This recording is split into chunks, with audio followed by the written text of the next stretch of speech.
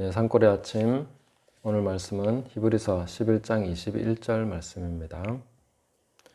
믿음으로 야곱은 죽을 때에 요셉의 각 아들에게 축복하고 그 지팡이 머리에 의지하여 경배하였으며. 아멘. 네, 하나님은 아브라함과 이삭과 야곱의 하나님이다, 이렇게 말씀하셨죠. 이것은 대대로 나의 표다 하시면서 그렇게 직접 말씀하셨는데, 이 세 사람은 성도의 삶의 중요한 모델을 보여주고 있습니다. 아브라함은 믿음으로 의롭다함을 얻는 모델이고, 이삭은 성도가 얻을 유업에 대한 그런 기업이죠. 기업에 대한 그런 모델이고, 야곱은 성도의 성화에 대해서 잘 보여주고 있습니다. 오늘은 야곱이 믿음으로 축복한 내용을 보여주고 있는데, 여기 보시면 믿음으로 야곱은 죽을 때에 축복한 내용입니다. 거의 죽기 직전에. 죽기 직전에 야곱은 엄청나게 성화가 된 그런 상태입니다. 영적 권세와 또 그 어떤 통찰력, 하나님이 주신 인사이트가 굉장한 그런 모습을 보여주고 있습니다. 그래서 환난을 통과한 성도, 흰옷을 입고 깨끗해지고 거룩해질 뿐만 아니라 선지자적 안목을 가지게 됩니다. 그래서 환난을 통과한 성도의 말 한마디 한마디, 또 그의 어떤 생각 하나하나는 굉장히 중요한 그런 메시지가 될 수 있습니다. 예수님께서 내 눈에 들보를 먼저 빼라, 이렇게 말씀하셨는데, 그 들보를 빼는 과정이 바로 환난 속에서 이루어집니다. 그냥 내가 기도하고 뺄 수 있으면 좋겠지만 사실 그게 쉽지 않기 때문에 하나님께서는 여러 환난을 통과하면서 성도의 눈에 있는 그 들보를 보게 하시고 또 깨닫게 하시고 그것과 씨름하면서 뽑아내게 하시는 것이죠. 야곱의 이름 뜻이 씨름 기술에서 말미암은 것처럼 실제로 야곱의 삶은 씨름 그 자체였다, 이렇게 볼 수 있죠. 결국은 자기 눈에 들보를 빼는 그런 과정이었습니다. 그걸 잘 생각하시면서 오늘 이 본문을 보시면 야곱의 삶에 파란만장한 많은 과정이 있었지만 딱 두 가지를 언급을 합니다. 요셉의 각 아들에게 축복하고, 여기서 요셉의 에브라임과 므낫세를 축복한 장면인데, 거기도 보면 굉장히 기력이 쇠하고 늙은 상태지만 요셉의 두 아들을 축복할 때 이 장자 므낫세를 오른손에, 그 다음에 차자 에브라임을 왼손에 이렇게 요셉이 축복하도록 데려왔는데, 야곱은 그 두 사람을 꿰뚫어 보죠. 그래서 이렇게 해서 오른손을 에브라임 머리에 얹어서 그렇게 축복을 해줍니다. 그래서 에브라임을 더 앞세웠죠. 네, 그런 모습이든지, 또 12지파의 그 아들들을 쭉 축복하면서도 굉장한 그런 통찰력, 그들의 삶을 완전히 꿰뚫어보고 미래까지 꿰뚫어서 축복하는 그런 모습을 보여주고 있습니다. 그래서 우리가 환난은 항상 유익을 가져옵니다. 고난당한 것이 내게 유익이라 하신 것처럼 우리가 지금 현재 고난을 당하고 있으면 고난 그 자체, 시험 그 자체를 기뻐할 수는 없겠지만, 그러나 그것을 주신 하나님의 뜻과 그 모든 아름다운 결과, 그 선물들, 은사들을 기대하면서 아주 환영하는 마음, 기뻐하는 마음을 가질 수 있겠죠. 괴로움은 괴로움대로 놔두고 또 기쁨은 기쁨대로 하나님 앞에서 마음에 채우시면 되겠습니다. 자, 그러면 요셉의 두 아들에게 축복한 것이 왜 믿음으로 한 아주 중요한 내용일까?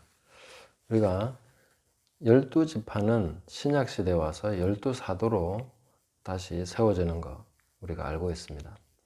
그런데 12사도 중에 하나가 실패하죠. 가룟 유다가 예수님을 배신하고 예수님을 팔고 그 자리를 떠나버립니다. 그래서 다시 마띠아가 채워지게 되죠.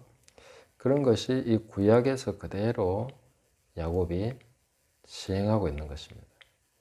신약 시대에 이루어질 일에 대한 그림자로서 예표로서 믿음으로 그걸 하고 있는 거죠. 자, 한번 생각해 보십시오. 분명히 12명의 아들이 있습니다. 요셉까지 포함해서. 요셉이 죽은 줄 알았는데 요셉이 살아있는 거죠. 12이 그대로 있는데 야곱도 그 상황을 알고 있습니다. 12지파여야 된다는 거. 그런데 요셉의 아들 둘을 받아들이면서 자기 아들처럼 세워버리면 13지파가 되는 거죠. 네. 그렇게 되면 안 되는 거죠. 그러면 나중에 하나님께서 그 12사도 중에 한 사람이 빠지고 다시 채워질 것을 그 야곱이 어떻게 깨달았는지 모르지만 자신의 어떤 자녀들의 삶 속에서 그게 이루어져야 된다는 것을 믿음으로 깨달은 것이죠. 그래서 믿음으로 에브라임과 므낫세를 받아들였다, 이렇게 볼 수가 있는 것입니다. 나중에 없어진 지파가 뭐냐 이렇게 살펴보니까 시므온 지파가 없어진 게 아닌가 이렇게 생각이 됩니다. 그렇게 해서 에브라임과 므낫세가 정식으로 들어오게 되고 그리고 요셉은 전체 그 지파를 관장하는, 어떻게 보면 보호자 역할을 해서 아버지 역할을 대체한 그런 것으로 볼 수 있습니다. 이런 식으로 이제 예표적인 삶을 자신이 살아가고 있다 하는 것을 야곱이 깨달은 것이죠. 자기의 삶이 예수님이 오셔서 이루실 일에 대한 어떤 그림자로서 자기가 지금 살아가고 있다는 것. 약속의 실체가 오기까지 자기는 지금 나그네와 그림자의 삶을 살아가고 있다.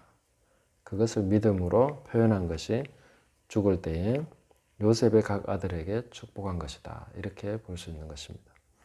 그리고 두 번째로는 지팡이 머리에 의지하여 경배하였다. 네. 여기에서 야곱이 얘기한 것은 이것입니다. 요셉에게 맹세를 시키죠. 나를 애굽에서 메어다가 조상의 묘지에 장사해라. 요셉이 이르되 내가 아버지의 말씀대로 행하리이다. 그리고 야곱이 또 이르되 내게 맹세하라 하매 그가 맹세하니 이스라엘이 침상머리에서 하나님께 경배하니라, 이렇게 기록이 되어 있습니다. 이스라엘이 침상머리에 의지해서 지팡이를 짚고 바들바들 떨면서 하나님을 경배한 것이죠. 이것은 무엇을 보여주느냐 하면 항상 그 구약의 믿음의 선진들이 보여준 것은 부활의 소망입니다. 부활. 아브라함은 이삭이 부활할 것을 믿었죠. 야곱도 자신의 그 침상머리에서 요셉에게 맹세를 시키고 어디에? 막벨라 굴에 거기에 장사해달라, 이렇게 부탁을 하죠. 그리고 나중에 이 믿음을 요셉이 이어받아서 자신의 뼈를 출애굽할 때 꼭 가지고 나가서 이 조상의 묘지에 장사해달라 합니다. 그 아버지의 이 경배가 요셉에게 그대로 전이가 돼서 그렇게 요셉도 같은 믿음을 가지게 된 것이다, 이렇게 볼 수 있겠죠. 그들이 바라봤던 부활이라는 것이 무엇입니까? 우리가 마태복음 그 말씀을 보면은 이런 내용이 나옵니다. 예수님이 십자가에서 다 이루었다 하고 운명하시는 그 시간에 이 지진이 나고 바위가 터지면서 자던 성도들의 몸이 많이 일어났다, 이렇게 되어 있습니다. 부활이 일어난 거죠. 그들이 예수님이 부활하시기까지 기다렸다가 예수님 부활하신 이후에 그 성에서 그 무덤에서 나와서 성도들에게 보였다, 이렇게 얘기하고 있죠. 굉장히 신비로운 대목이지만 잘 언급하지 않는 그런 대목입니다. 자, 그런데 그분들은 어떻게 됐을까요? 어디 갔을까요? 계속 살지 않고 승천하신 것이겠죠. 그 육체를 가지고 승천을 했다, 이렇게 볼 수 있겠죠. 아니면 땅에서 계속 살고 있을 거니까 그건 말이 안 되죠. 예수님의 부활에 동참해서 그때에 일어나는 이걸 굉장히 사모했다는 겁니다. 아브라함도 그렇고 이삭도 야곱도 바로 이 부활을 사모했기 때문에 그토록 막벨라 굴에 묻히기를 원했던 것이죠. 아마 그때의 부활한 성도들의 몸은 막벨라 굴에 묻힌 사람들이 아닐까, 이렇게 생각해 볼 수가 있겠습니다. 자, 성도가 가지는 가장 큰 소망은 부활과 승천입니다. 우리가 휴거 뭐 이런 얘기도 많이 하는데 거기에 대해서는 뭐 여러 가지 설들이 있는데 나중에 제가 한번 정리를 해 보겠습니다. 근데 가장 기본적으로 우리가 가지는 소망은 부활입니다. 부활의 영광, 그리고 승천, 주님과 함께 그 자리에 앉는 하늘의 영광을 소망하는 것이죠. 오늘 우리 삶은 어떻습니까? 무엇을 인하여서 하나님을 경배하고 있습니까? 실제로 우리 삶은 늘 뭐 하나에 웃고 하나에 울고 뭐 이런 식으로 하고 있죠. 네. 뭐 어쩔 수 없습니다. 인간이기 때문에 좀 잘 되면 기쁘고 안 되면 슬프고 뭐 힘들면은 낙심되고 막히면은 답답하고 이게 인간이죠. 그러나 성도는 그 이상입니다.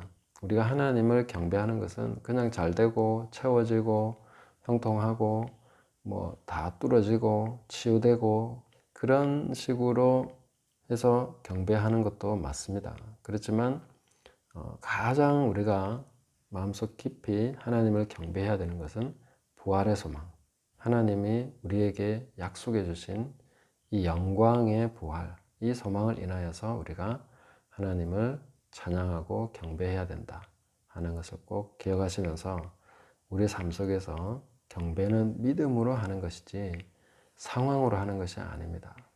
항상 하나님을 신뢰하시고 믿음으로써 경배하시고 하나님을 의지하시고 야곱을 보시면서 이것이 믿음으로 했다 하는 것을 꼭 기억하십시오. 뭔가 대단한 것을 꽉 붙잡고 있어가지고 그렇게 한 것이 아닙니다. 야곱은 그냥 지팡이에 의지해서 자기 손에 있는 건 지팡이밖에 없습니다. 이제 삶이 끝나가는 심지가 꺼져가는 그 순간에 하나님을 경배했던 그 야곱, 자기 삶에 남은 것은 이제 하나님밖에 없습니다 하는 그 고백으로서 침상머리에서 경배했던 야곱을 기억하시면서 우리 삶에서도 내 손에 잡은 이거 뭐 별거 없죠. 내가 늘 지탱해 왔고 내가 늘 살아왔던 그 지팡이, 내 삶에 함께 해온 것은 그거밖에 없는 거죠.